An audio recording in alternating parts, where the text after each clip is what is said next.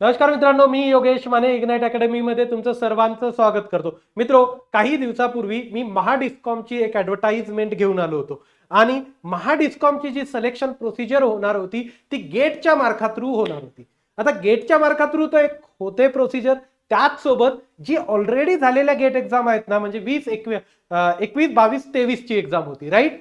आता एकतर अगोदर त्यांनी कळवलं असतं तर आपण गेटचे फॉर्म भरले असते आणि गेटमध्ये स्कोर घेऊन आलो असतो. पण सर्व काही 2024च्या गेटचे फॉर्म फिलअप झाल्यानंतर आता नंतर त्यांनी हे सांगलं की आम्ही 21, 22, 23च्या गेट थ्रू डिस्कॉमची प्रोसिजर कंप्लीट करणार. मग हे अत्यंत अनफेअर होतं. ओके, आपली सेपरेट एक्झाम व्हायची, आता ती गेटवर घेऊन गेले आणि ते पण झालेल्या गेटवर. म्हणजे नवीन विद्यार्थी पास आउट झाले त्यांच्यासाठी तर मोठी अडचणच होती, कारण त्यांनी तर गेट एक्झाम दिलेली नाही आणि बरेच विद्यार्थी तसेही गेट एक्झाम देतही नाहीत. मग त्यांनी डिस्कॉम मध्ये सिलेक्शन नकोय का? तर हा बराचसा मोठा क्रिटिकल इश्यू झालेला होता. शेवटी डिस्कॉमनं त्या प्रोसिजर मध्ये काहीतरी चेंजेस केले. हा, गेटला वेटेज ठेवलं, पण पहिल्या एवढं आता वेटेज ठेवण्यात आलेलं नाही आहे. सेपरेट एक एक्झाम सुद्धा आता डिस्कॉम घेणार आहे. तर ही पूर्ण प्रोसिजर काय असणार आहे ते आज आपण जाणून घेऊ. चला, सर्वप्रथम हे बघा की हे डिस्कॉमचं आता नवीन आलेलं एक बदल आहेत. ओके, किती जागा होत्या तर इलेक्ट्रिकल वाल्यांसाठी ग्रॅज्युएट इंजिनिअरिंग ट्रेनिंग डिस्ट्रीब्युशन यांच्यासाठी 281 वॅकन्सीज होत्या. किती वॅकन्सीज होत्या? 281 ग्रॅज्युएट इंजिनिअरिंग ट्रेनिंग डिस्ट्रीब्युशन 281. त्यानंतर ग्रॅज्युएट इंजिनिअरिंग ट्रेनिंग सिव्हिल किती वॅकन्सीज होत्या? 40 वॅकन्सीज. क्लिअर? या वॅकन्सीची ऍड आली होती, माझा स्वतःचा व्हिडिओ पण आहे त्याच्याबद्दल. मी त्याच्यात सर्व काही सांगितलेलं होतं, गेटवर एक्झाम गेली कुठली आहे, प्रोसिजर कशी आहे, ते सर्व. आता फक्त काय बदल असणार आहे तेवढे ते तुम्हाला मी सांगणार आहे. क्लिअर? आता बघा, ही आपली डिस्कॉम आणि ट्रान्सको या दोन्हीची बॅच चालू आहे. या बॅचला एनरोल तुम्ही करू शकता. ओके, 4,999 रुपये प्लस जीएसटी ही फीस आहे. एक्सपर्ट लोकांनी शिकवलेलं आहे, राईट. टेक्निकल नॉन टेक्निकल व्यवस्थितपणे सर्व काही कव्हर केलेलं असणार आहे तुमचं. बघा, आता the candidate will be selected on the basis of performance in online test, right. Online test आणि दुसरं valid GATE score obtain in last 3 years, right. Valid GATE score पण कन्सिडर होणार आहे आणि ऑनलाईन टेस्ट सुद्धा होणार आहे. आता गेट स्कोर कशाचा असेल तर 21, 22 आणि 23चा, म्हणजे मागे झालेल्याच एक्झाम आहेत. क्लिअर?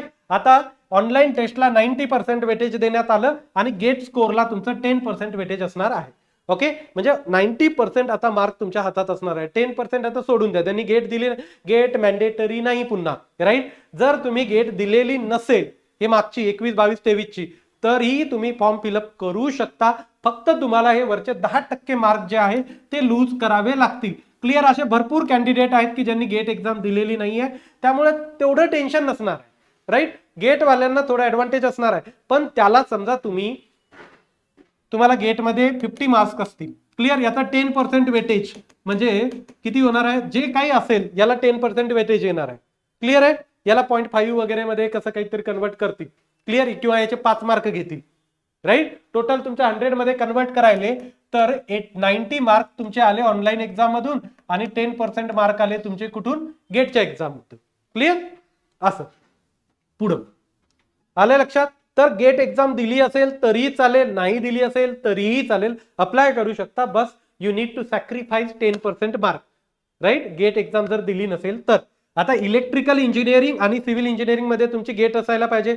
जर इलेक्ट्रिकलला अप्लाय करतायत तर इलेक्ट्रिकल क्लिअर मध्ये गेट, सिव्हिलच्या पोस्टला अप्लाय करतायत तर सिव्हिल मध्ये गेट. क्लिअर?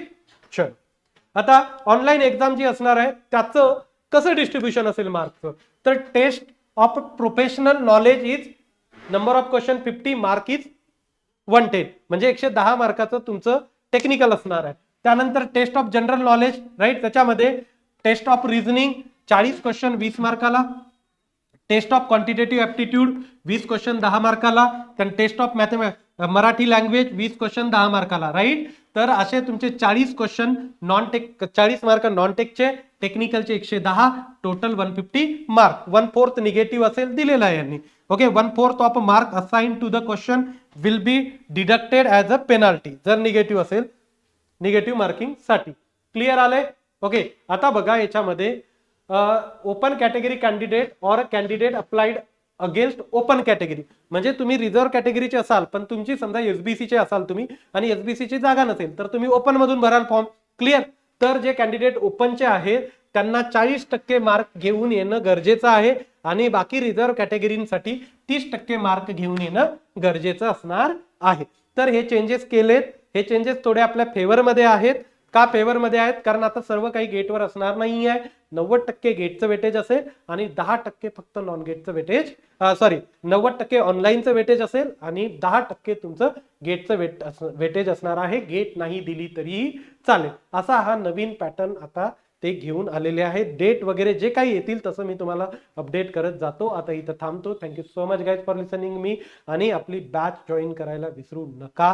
राईट, डिस्क्रिप्शन मध्ये लिंक्स वगैरे सर्व ऍपच्या दिलेल्या आहेत. इथं थांबतो. Thank you so much guys for listening. Thank you so much.